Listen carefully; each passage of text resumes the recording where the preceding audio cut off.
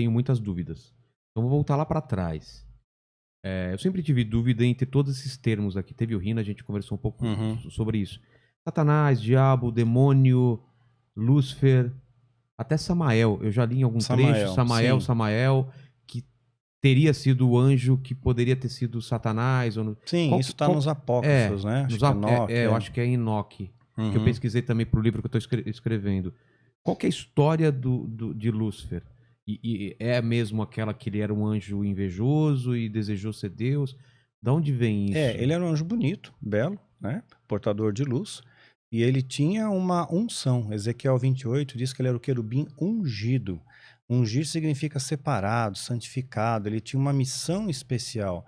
E você não consegue invejar ninguém se você está longe daquela pessoa. Você tem que estar perto. Quando você está perto, você inveja. Então ele está perto de Deus, ele tinha uma proximidade com Deus, ele começa a invejar. E ele quis ser Deus. É o que fala em Isaías. Subirei acima das mais altas nuvens e serei semelhante ao Altíssimo. Ele queria ser como Deus. Ao querer ser como Deus, ele é expulso. Porém, ele conseguiu arrastar a terça parte dos anjos com ele. Aí nós vemos que o poder de persuasão de Satanás, que o Satanás vem de Satã, do hebraico Satã, que é o opositor, o adversário, e o diabo vem de diabolos, do grego, né, que significa aquele que traz divisão. Ele então, Lúcifer se torna o opositor. Só que ele arrastou a terça parte dos anjos com ele. Quer dizer, o que ele falou para os anjos? Quer dizer, qual foi o argumento? Porque ele conseguiu persuadir de uma maneira assim extraordinária, porque anjos que têm uma capacidade mental de 100%, a gente usa 10% do cérebro, né? O anjo usa tudo, né? E de repente ele conseguiu enganar. Então o poder de persuasão dele é algo incrível. Imagina o que ele não faz com os homens, né? Afastados de Deus, que ele não faz, o estrago que ele não faz com os homens, né? Então, se você não tiver o Espírito Santo para te dar discernimento, você cai no que Paulo chama das astutas ciladas do diabo, cai nessas armadilhas, né? Então, foi desenvolvido a partir desses anjos caídos, esses demônios, eles começaram a fazer uma série de coisas. Gênesis 6 diz que vendo os filhos de Deus, que as filhas dos homens eram formosas, tomaram para si mulheres as que mais lhe agradaram.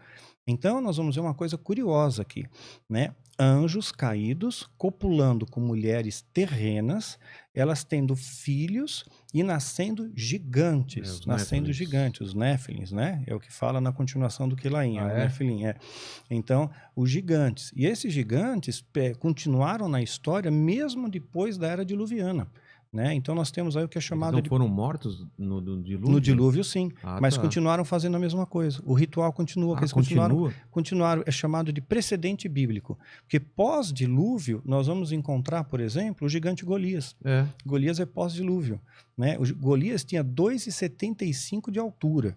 Quer dizer, era um monstro, né? E não era um cara que tinha doença, gigantismo. Ele era um guerreiro, só a armadura dele completa era 80 quilos. Né? Então, os gigantes não é uma figura de linguagem, eles eram maiores mesmo do que eram maiores, tanto humanos. É quando os espias lá vão ver a Terra Prometida, eles voltam, eles são gigantes, nós somos gafanhotos. Quer dizer, na imagem deles, nós somos gafanhotos. Essa que eles passaram para Moisés, são pequenininhos. Os caras são muito grandes, como é que a gente vai pegar esses caras? Então isso leva a gente a crer que os anjos têm uma estatura maior do que os seres humanos também. Tem uma estatura maior que o ser humano. Agora, o curioso é eles gerarem filhos em seres humanos. O demônio se multiplica? Não, então. Pois é, não pode se multiplicar. Né? Porque eu lembro que teve uma ocasião, numa libertação, não foi na Neuza, tá? Foi em outra, né? Que manifestou um demônio, né? E estavam falando em nome de Jesus e o demônio não ia embora. Aí falaram, não, esse demônio não adianta você explicar para ele quem é Jesus, é um demônio filhote. Né? Você vai ter que primeiro explicar quem é Jesus para depois ele se ligar e ir embora. Né? Isso não existe, né? Isso é piada, né? Até. Então, o que acontece? Já ouviu falar de súcubos e íncubos? Já. Então, os súcubos é a materialização demoníaca na forma feminina e íncubos a materialização demoníaca na forma masculina. Isso eu falo no meu livro Rastro do Oculto. E também tem 2 vídeos no meu canal, A História do Diabo e o Diabo na História. Também explica lá. Então ele se materializa, né? Até os anjos se materializaram para Abraão, para Ló, comeram, né? Quer dizer, materialização bem concreta mesmo, comeram. Ele se materializa na forma feminina, como um súcubo. Isso, veja bem, não pode acontecer em qualquer lugar.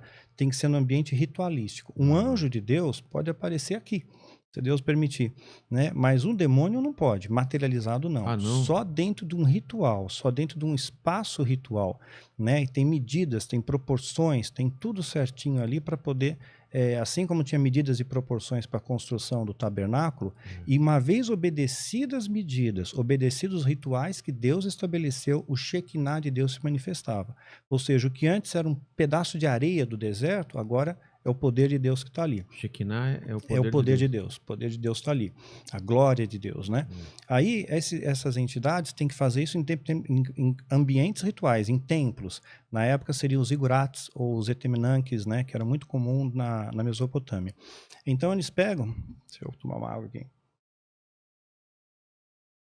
Eles pegam, se materializam na forma feminina, súcubo, tem relação com o homem, recolhe o sêmen, né?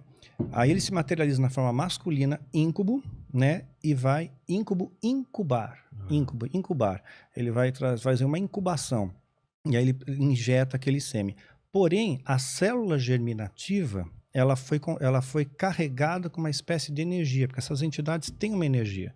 Né? Na falta de uma palavra mais adequada, vou usar energia mesmo, né? Então imagina que a energia atômica ela pode causar mutação na pessoa, né? Em animais e até em árvores, né? Então uma mulher grávida não pode tirar um raio-x, pode comprometer a formação do feto. Então essa energia radioativa pode comprometer, pode deformar o nosso DNA.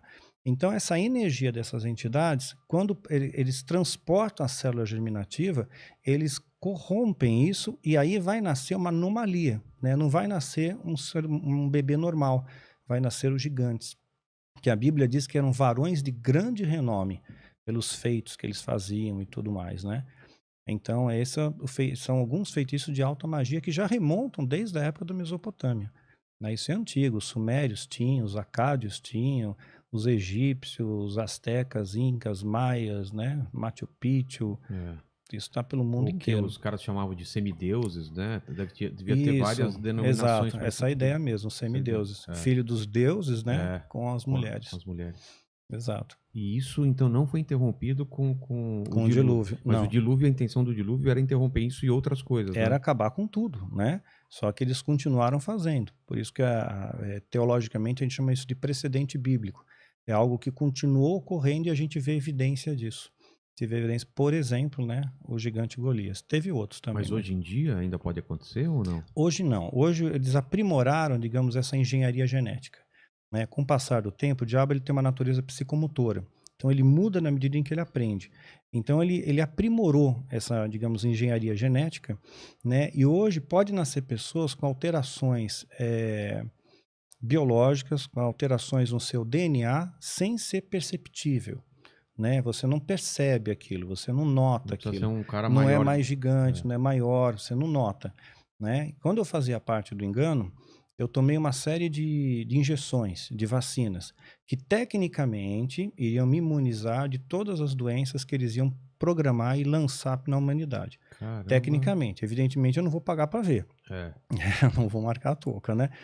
Mas, tecnicamente, sim, porque eles estão planejando tudo isso. E quando a gente vê em final dos tempos, se você quiser me interromper, você interrompe, porque eu falo pra caramba. Tá? Não, depois eu vou voltar lá pra história do demônio, que eu quero perguntar mais uma coisa. Tá bom, então volta pro demônio aí, pra gente fechar o demônio. Então, vamos lá.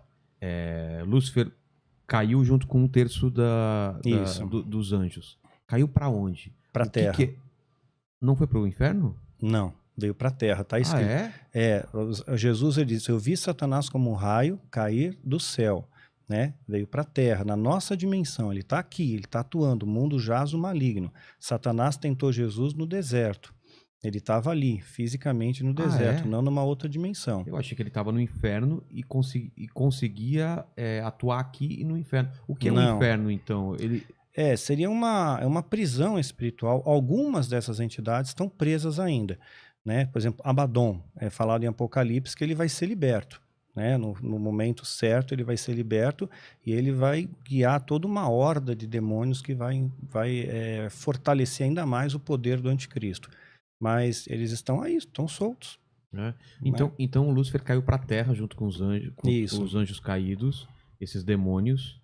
E aí, daqui da Terra, ele não saiu mais. Não, ele está preso nessa dimensão terrena. Você vê o tamanho do universo. É, Quando você imagina o tamanho do universo, a nosso planeta é um pontinho no universo. exatamente. Ele está preso nesse pontinho, né? Então não é legal para ele também. Então ele vai causar o máximo de dano possível ao homem, porque Deus fez o homem à sua imagem e semelhança, né? Essa é uma das questões que fez também com que ele se rebelasse contra Deus, né? Ah, Que ele não aceitava não aceitava. que tivesse sido feito um outro ser, uma outra Sim, criatura, uma à outra imagem. criatura, a imagem e semelhança de Deus.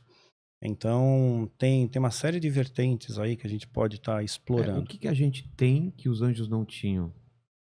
Olha, acho Por que que a gente é chamado que a gente é feito a semelhança de Deus, sendo que os anjos eram seres, na teoria, mais perfeitos, mais elevados do que a gente? O que que a gente se diferenciava desses anjos? eu acho que a gente consegue hoje ter o Espírito Santo. Antes o Espírito Santo estava sobre os profetas, hoje está em nós. E Lúcifer, ele inferia isso muito rapidamente. É um ser inteligentíssimo, né? Então ele consegue antecipar, puxa vida, né? O Espírito Santo, eles vão ter acesso ao Espírito Santo. Eu não tenho acesso à Trindade, eu tenho acesso a Deus, mas eu não tenho acesso ao Filho, eu não tenho acesso ao Espírito, né? Então são atribuições que Deus deu para o homem. Você não vai encontrar o demônio tendo acesso ao Espírito Santo, porque é santo. Ele não tem permissão, né? Então ele não tem essa plenitude que nós temos hoje. E a gente é carne, é espírito Aham. e é alma. E a alma? Um anjo é o quê? Ele é só Ele é só espírito, espírito, ele não tem alma? não tem alma. O que que é alma? A alma é quem nós somos. É, Como será essa divisão? olha, existem N interpretações para isso, Tá. tá? A que eu acho mais palatável é o seguinte, né? O nosso corpo material, a É. nossa alma é a nossa essência, nosso DNA divino. Deus colocou alguma coisa dentro de você que você já nasceu assim. Você já sabe a diferença de certo e errado, né? Você tem uma noção do que é bom e do que nunca é bom, do que não é bom. Então esse DNA divino está em todos nós, é a nossa alma, é a nossa essência, que vai ter um desdobramento na nossa psique. Não é a psique, mas ele se desenvolve para a psique, né? E o espírito é o eterno, né? O espírito é eterno, é o corpo glorioso. Quando a gente sai desse corpo, a nossa formação, né, espiritual não vai ser igual a essa. Ela muda, né? É um corpo glorioso. Quando É. Jesus ele ressuscita, Maria Madalena vai ao sepulcro, ela está procurando lá por Jesus, né? Então ela vê um anjo na altura da cabeça e o outro no pé ali, né? E fala, poxa, cadê Jesus? Por que eles estão nessa posição? Porque eles estão guardando algo importante. Era assim que eles guardavam a Arca da Aliança, um anjo de cada lado, né? Cobrindo a arca. Então, e também é dito que quando Pedro chegou no túmulo, Pedro, João chegaram para ver, então o sepulcro aberto que Maria falou, eles viram um lenço enrolado num lugar à parte. Os lençóis estavam no chão, mas o lenço da cabeça estava enrolado num lugar à parte. Já tinha um costume judaico, curioso isso, e quando o judeu estava comendo, é que nem você está no restaurante, você põe o guardanapo no colo, né? Aí você acabou de comer, você joga na mesa. Isso. Você deu um sinal para o garçom, acabei. Né? Então, mais ou menos o judeu fazia isso. Então, se por acaso ele fosse levantar por algum motivo, né, ele deixava o guardanapo enrolado. Não acabei, não recolhe. Se ele só jogasse, recolhe. O servo dele recolhia. Jesus deu um sinal para nós. Olha, não acabou. Eu volto. Eu vou continuar essa história. Não terminei aqui. Né? E aí Maria Madalena está desesperada. Né? Cadê Jesus? Aí ela vê o jardineiro atrás dela. Né? E ela pergunta para o jardineiro, que era Jesus. Né? Que era Jesus. Fala, pô, onde é que você levou o Jesus? Onde é que você levou meu Senhor? Né? O que você fez com ele? Né? E o jardineiro só fala uma palavra, né? Maria.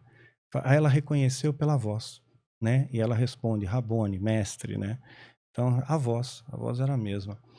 Então, quer dizer, o nosso corpo glorioso vai mudar, é outra coisa aqui.